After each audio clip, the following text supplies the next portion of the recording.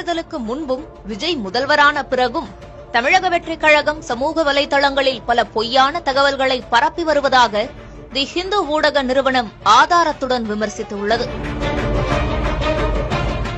தவேகாவில் 25க்கும் மேற்பட்ட தலித் வேட்பாளர்கள் பொது தொகுதியில் போட்டியிட்டு வெற்றி பெற்றதாக தகவல்கள் பரவின.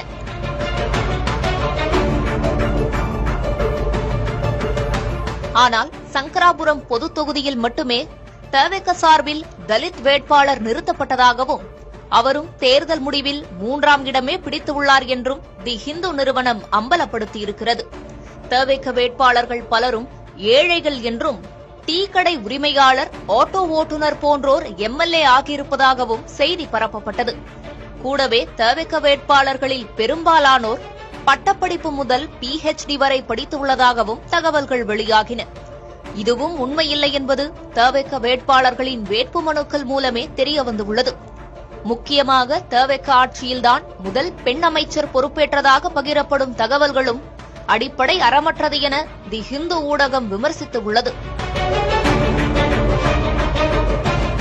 முக்கியமாக விஜயின் முதல்வர் இருக்கையில் வெள்ளை டவல் இல்லை என்பது ஏற்கனவே கருணாநிதி, ஜெயலலிதா ஆகியோர் கடைபிடித்த நடைமுறைதான் என்பதையும், முதல்வர் அறையில் அமர்ந்தபடியே விஜய் உணவு சாப்பிடுவதாக வெளியான புகைப்படம் AI மூலம் உருவாக்கப்பட்டது என்பதையும் ஹிந்து ஊடகம் சுட்டிக்காட்டியுள்ளது.